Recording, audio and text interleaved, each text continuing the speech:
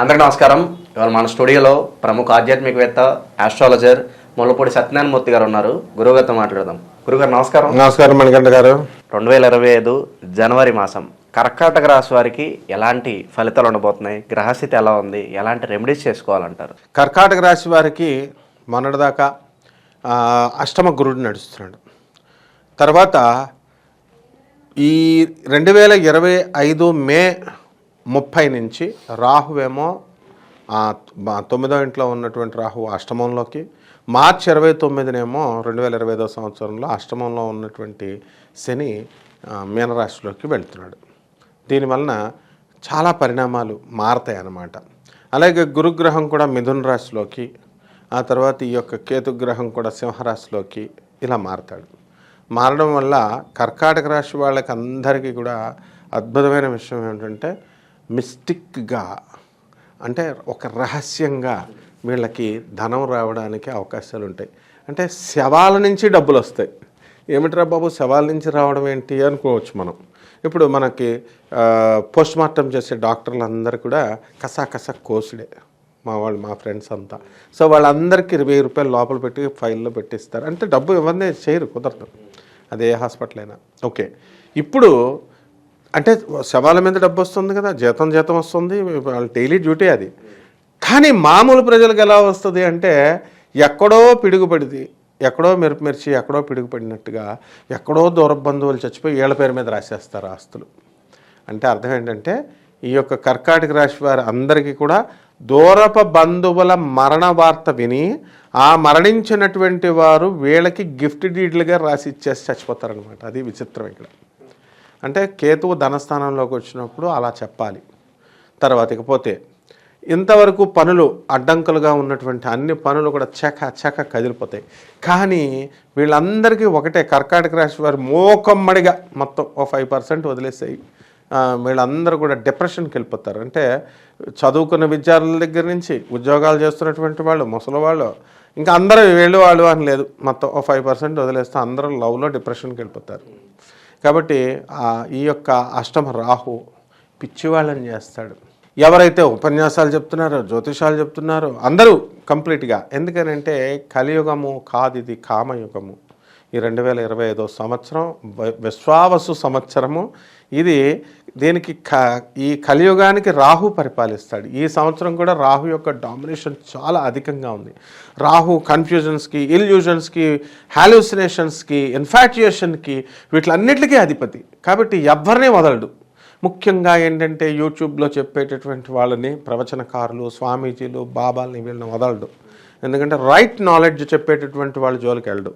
ఎవరైతే right knowledge అందించకుండా confused knowledge ఇస్తారో, ఎందుకంటే బ్రహ్మదేవుడు చెప్పాడనమాట ఎవరికి, కలికి, ఎక్కడెక్కడ భార్యాభర్తలు కొట్టుకుంటూ ఉంటారో, ఎక్కడెక్కడ స్నానం చేయకుండా ఉంటారో, ఎక్కడ సెక్స్ ఎక్కువగా చేసుకుంటూ ఉంటారో, దరిద్ర దేవత అక్కడికి వెళ్ళిపోమని కొన్ని స్థానాలు ఇచ్చింది గురుచరిత్ర. తర్వాత విష్ణు పురాణంలో, అన్ని పురాణాల్లో కూడా చెప్పబడింది. అదేవిధంగా శ్రీ మహావిష్ణువుని పెళ్లి చేసుకున్నటువంటి మహాలక్ష్మికి ముందు ఈ దరిద్రలక్ష్మిని కూడా ఏమని చెప్తాడు, ఎవరైతే మొగుడు పిల్లలు కొట్టుకుంటున్నారో, అశుభ్రంగా ఉంటున్నారో, కాళ్ళు ఊపుతూ కూర్చుంటున్నారో, నీకు ఆ ప్లేస్, నీకు ఆ స్థానం అని చెప్పాడు. అలాగే ఇక్కడ కూడా కలియుగానికి కూడా అలా చెప్పాడు అనమాట. కలిగి బ్రహ్మదేవుడు ఎలా చెప్పాడు, నువ్వు ఎక్కడైతే ఓవర్గా కన్ఫ్యూజన్ నాలెడ్జ్ చేసేటటువంటి వాళ్ళని ఈ కలి ఏ రూపంలో పట్టుకుంటాడంటే రాహువు ప్రిడామినెంట్ ఫ్యాక్టర్గా ఉపయోగపడతాడు.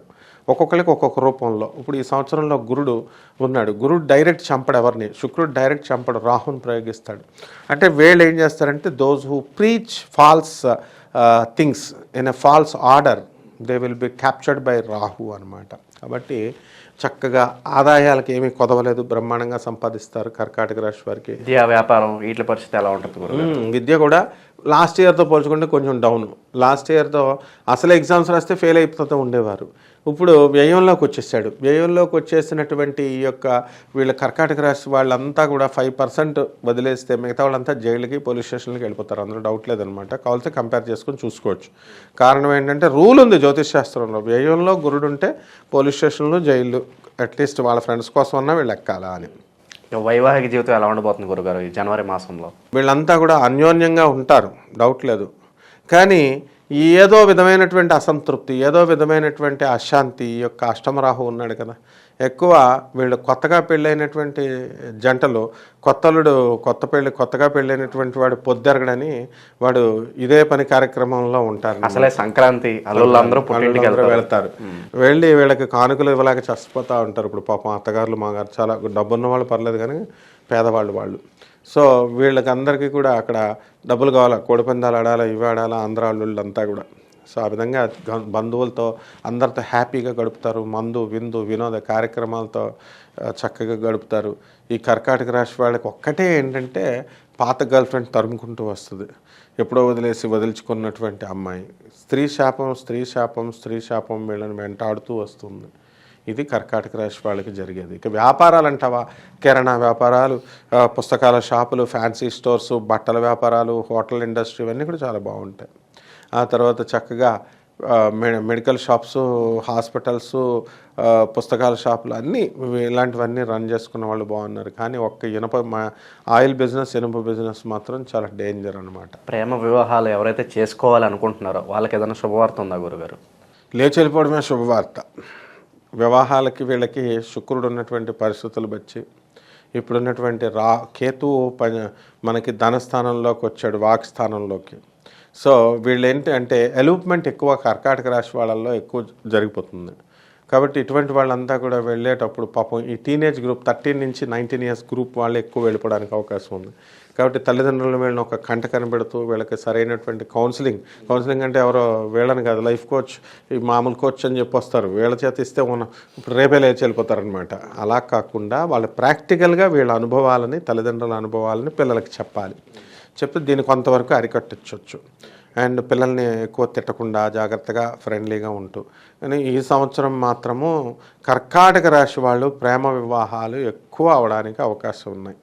అండ్ ప్రేమలో అనగానే ఒక్క అన్మ్యారీడ్ అని అనుకుంటాం, కానీ మ్యారీడ్లోనే శాతం ఎక్కువైపోయింది. ఇప్పుడు రివర్స్ అయిపోయింది. అక్రమ సంబంధాలు ఇలాంటివన్నీ కూడా చాలా ఎక్కువైపోయినాయి. కాబట్టి కలియుగం అంతా ఇంకా వెళ్ళే కొద్దీ 2025 నుంచి 2026కి వెళ్ళేసరికి ఇంకా రేషియో పెరిగిపోతూ ఉంటుంది అనమాట. అంటే మనం కంప్లీట్ లాస్ట్కి వెళ్ళేసరికి ఫారిన్లో ఇదే జరిగేది. ఒకప్పుడు వాళ్ళ విచ్చలవిడి శృంగారం ఉండేది.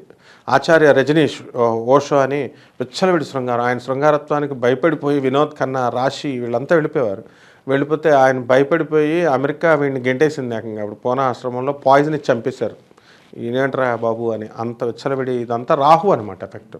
కాబట్టి ఈ యొక్క ఫారినర్స్కి ఇందులో ఏదీ లేదు అని వాళ్ళు తెలుసుకొని స్పిరిచువల్గా మారిపోయి కృష్ణ భక్తులుగా, దుర్గాదేవి భక్తులుగా మనకి వీళ్ళంతా దుర్గా చైతన్యాన్ని అలవాటు చేసుకొని, కృష్ణ చైతన్యాన్ని అలవాటు చేసుకొని నెమ్మదంగా మామూలుగా మారారనమాట. ఆరోగ్యపరంగా ఎలా ఉండబోతుంది గురుగారు ఈ మాసం? ఆరోగ్యం ఉండదు ఇంకెవరికి కూడా. కర్కాటక రాశి వాళ్ళకి ఆరోగ్యం మొత్తం ఉబ్బసము, లంగ్స్ ఇన్ఫెక్షన్. అంటే మందు బాగా తాగుతారు కదా, తాగడం వల్ల సిగరెట్లు బాగా పీకుతారు. కాబట్టి దానివల్ల లంగ్స్ అనేవి కోల్పోవడం జరుగుతుంది. అండ్ యాంటీబయాటిక్స్ విపరీతంగా వాడాల్సిన పరిస్థితి ఉంటుంది. అండ్ ఉబ్బసము ఇలాంటి వ్యాధులన్నీ కూడా ఉంటాయి. ఈ చంద్రుడికి సంబంధించినటువంటి వాళ్ళు కాబట్టి చల్లదనం, కోల్డ్ ఇవన్నీ కూడా చాలా ఎక్కువగా ఉంటాయి. నాయన గురుగారు, ఈ మాసంలో వీళ్ళు ఏదైనా పరిహారాలు చేసుకోవాలనుకుంటే ఎటువంటి పరిహారాలు చేసుకుంటే బాగుంటుందండి? రాహువు ఈ రాహు జపం చేసుకోవాలి, రాహు స్తోత్రాలు చదువుకోవాలి. రాహుకి కిలోం పావు మినుములను ఆవుపేట రంగు ఉన్నటువంటి వస్త్రాల నుంచి పేద బ్రాహ్మణులకి శనివారం నాడు ఉదయం 8 గంటలకి దానం చేసుకోవాలి. అలాగే బెజవాడ కనకదుర్గమ్మ తల్లి, మనం ఆ దుర్గమ్మ తల్లిని పెట్టుకుని మనకు ఇప్పుడు జనవరి 30 నుంచి గుప్త శ్యామల నవరాత్రులు వస్తున్నాయి. ఆ 9 రోజులు కూడా అమ్మవారిని వీళ్ళు కనుక పూజ చేసుకున్నట్లయితే సరిపోతుంది. అండ్ రావి చెట్టు చుట్టూ తిరుగుతూ ఉండాలి. దానికి 3 బకెట్లు నీళ్లు పోయాలి. కనీసం రోజు చేయలేకపోయినా ప్రదక్షిణాలు రోజుకో ఏదో 11 సార్లు అలా చేసుకుంటూ 108 సార్లు మాత్రం శనివారం కంపల్సరీ చేసుకోవాలి. ఈ విధంగా చేసుకుంటే బ్రహ్మాండంగా ఉంటుంది నాయన. జనవరి మాసంలో కర్కాటక రాశి వారికి ఎలాంటి ఫలితాలు ఉంటాయి, ఎలాంటి పరిహారాలు చేసుకోవాలి, చాలా చక్కగా వివరించారు గురుగారు. ధన్యవాదాలు.